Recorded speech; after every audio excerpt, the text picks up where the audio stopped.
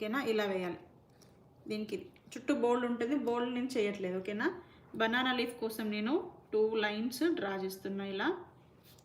ఇప్పుడు దీనికి మీరు ప్రాక్టీస్ చేయాలంటే ఇలా యూ షేప్ వేసుకోండి, 3 యూ షేప్స్. లేదు సింగిల్గా వేయాలి అంటే సింగిల్ టైంలో అది కూడా చూపిస్తా. సో ఇప్పుడు ఇలా వేసుకున్నారు కదా, వీటిని మనం జస్ట్ ఇలా మళ్ళీ కిందికి కలపడమే.